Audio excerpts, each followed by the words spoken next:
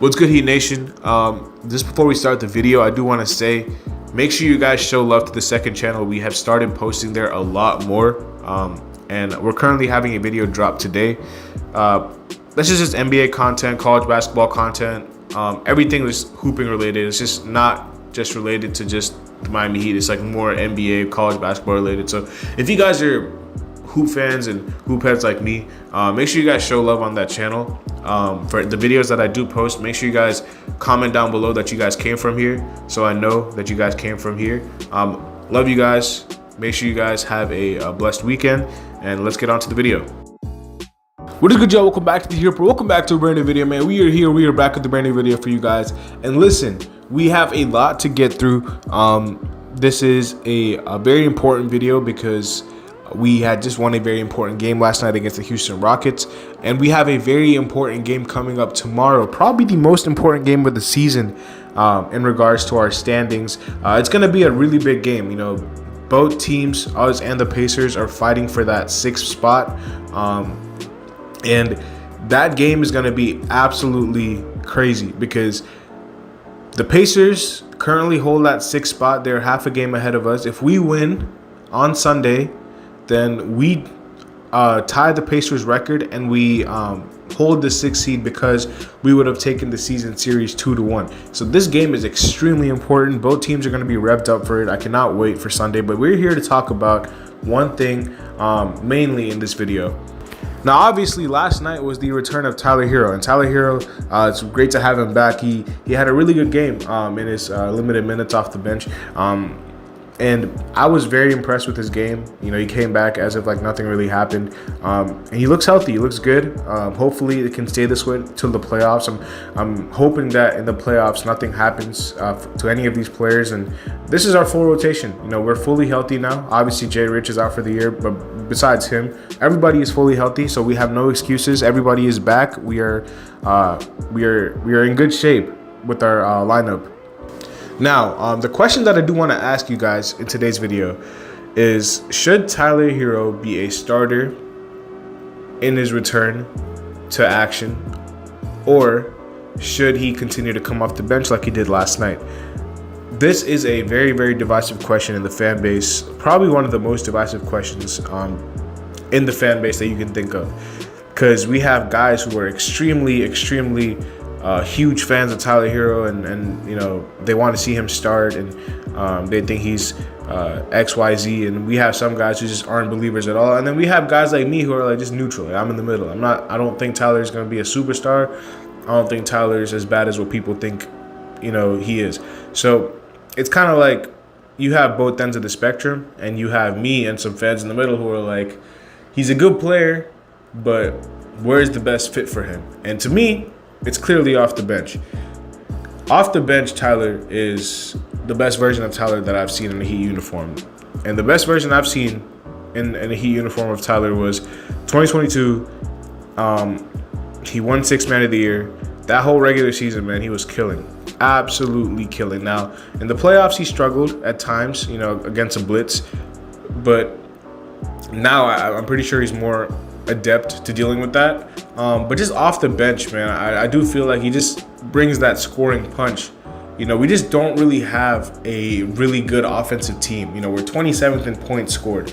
So having a guy who can be a 20-point per game scorer off your bench just adds so much juice to your second unit. And it's kind of like a no-brainer to me. Like, you have a guy who's going to put so much pressure on the defense, especially when he's playing against guys who aren't starters. Like, when the bench unit comes on the floor, he's going to be playing with them and against the other team's bench unit. So it's going to force the coaches to make decisions. It's going to, you know, make sure that he doesn't have to play against the best defenders all night. He can attack mismatches.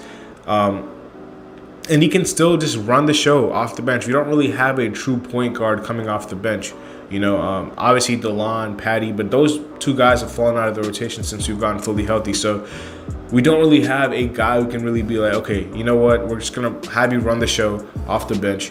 And I do think that it just makes a lot more sense for him to come off the bench. You know, Duncan, Terry, Bam, Jimmy, Jovic has been the starting lineup for a very, very not long time, but they've been the starting lineup consistently for a period of time, and it's gonna be a little tough if you want to change that and make an adjustment last minute before the playoffs start.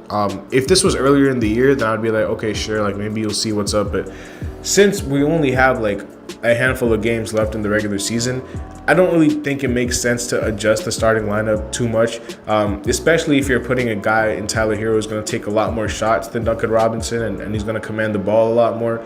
It might just mess up the whole rhythm of the starting lineup. So to me, it's like, I'm not saying he's not better than Duncan or whatnot, but I just think his fit is a lot better off the bench, at least for this year. Now, next year, whatever happens, I do feel like next year, if he's on the team, which I think he will be, unless we trade him for a star, which this team has been reluctant to do so, he will probably start in the backcourt with Rozier next year. But for this season, for the remainder of the season, and for the playoffs, I definitely would say just roll with who your starters are right now. It's not like we've been terrible or bad. We've been pretty good when those guys have been starting. The second unit, you have him run the show. Him, Caleb, Highsmith, Love, and I feel like I'm missing Jaquez. Those 5 off the bench are lethal. Like, that's a really good second unit with him on it. Without him, it lacks some scoring because we just don't really have any guard play off the bench.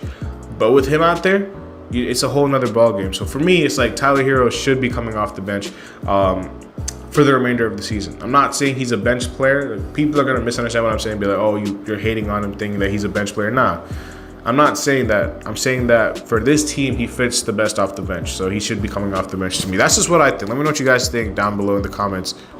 And listen, we have a very, very important stretch of games to close out the season. Like I said, the Indiana game is huge. Like, that game could literally decide where we stand. Because if we lose that game against Indiana, I don't know if we're going to be the 6th seed, guys. We will definitely not be above Indiana if we lose to them on Sunday. We could be above Orlando if Orlando keeps continuing to fall, because Orlando just lost last night to Charlotte, and that was a terrible loss for them. I'm just trying to pull up their schedule. I don't think Orlando has the easiest schedule coming up, because we're only 1 game behind Orlando. And they just lost to the Hornets last night. Now, they play Chicago tomorrow.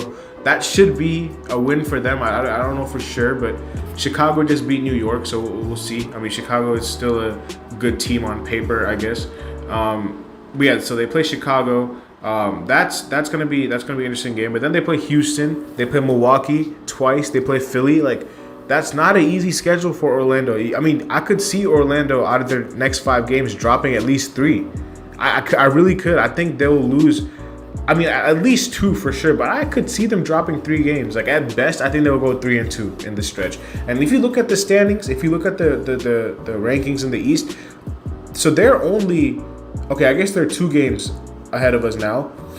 But if they lose 2 games and if we win out, I believe we might have the season series over Orlando. I know they beat us once, but I believe we beat them in Miami once and in Orlando once. I believe we beat them twice. So I think we have the season series against them. Even New York. New York is also 2 games ahead of us. New York has a easier schedule. I mean, I say that they just lost to Chicago last night. Okay, never mind. They don't have an easier schedule. The only easy team they really play is the Nets, but they play the Bulls twice more. I do feel like they'll beat the Bulls twice. Again, I feel like they could drop 2 games as well, because they played Milwaukee and they played Boston, and I don't see them losing to Chicago another time, but I think they'll definitely lose to Milwaukee and Boston. They'll probably beat Brooklyn, just because Brooklyn is not a good team. So I could see Orlando and New York losing at least 2 more games, man. 2 more games. So that would just tie them up with the Heat. Now, New York has the season series over Miami, so even if we tie with them, they're going to be ahead of us in the standings, because we've only beat them once. They beat us twice. We play Indiana tomorrow, and then I believe we play Atlanta after that, or might play Dallas. It's Atlanta, then Dallas, then Toronto twice. Of these games, I do feel like Indiana is going to be a little bit of a challenge, just because Indiana's also going for the same thing as us. We're both going for a playoff spot. Dallas will be tough, but you just never know with Dallas, man. Dallas could come out and lay an egg. They could come out and start hooping. Atlanta's not a good team with their record, but on paper, like, even without Trey, like, DeJounte can always give you a game. They have some guys. Jalen Johnson is back from injury, if I'm not mistaken. Toronto should be 2 wins in a row. Like, those should be 2 wins. But if we go 5-0 or 4-1 in these games, man, I could see us getting into the playoffs, man. I could definitely see us getting into the playoffs. I really, really could. Just because, you know, a team like Orlando, I'm looking at Orlando because New York, even if they drop games, we won't overtake them. Just because they have the season series, even if we tie with them, they're going to be over. So we would have to have a better record than them. And I just don't see it with them playing the Bulls twice more and the Nets another time. They're going to win those games for sure. Orlando is the team I'm looking out for, if not for Indiana. If we beat Indiana, I think Indiana is going to be in the play-in, just because we would have tied the record with them, and we had the tie break over them. Now, I mean, it's not like that would be the end of the season. That we still have games to play. But even with that being said, Indiana plays Cleveland. They play Atlanta. I think Indiana has played one more game than we have anyway. Like, they've had more games played than us. Yeah, so they currently have 44 wins. We have 43 wins. If we win tomorrow, we wouldn't even have the same record. We would be ahead because we would be 44-34. They'd be 44-35.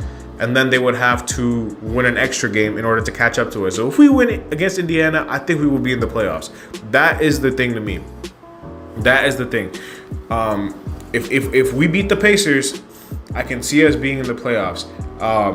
Now, what we don't want to do is drop to 8 and play Philly and lose to Philly, lose out the spot to Philly, because Philly, I'm not saying it matters too much, because we'd still be playing them regardless if we were to be in the play-in, just because there's a 5-game gap between Philly and Chicago. Like, so there's no way that we would drop to 9 or 10.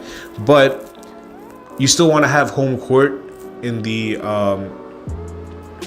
play-in game if we were to fall in there. So that's not the goal. Obviously, the goal is to make it to the playoffs, but we'll see what happens, man. I'm really, really excited for this last 5-game stretch. Like, this is like what you live for as a Heat fan. Like, when the stakes are on, we got to see if this team is gonna make or break.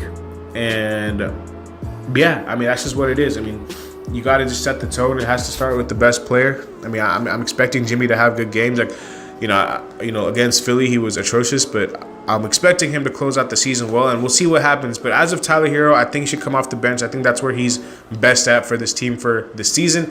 And yeah, let me know down in the comment section what you guys think.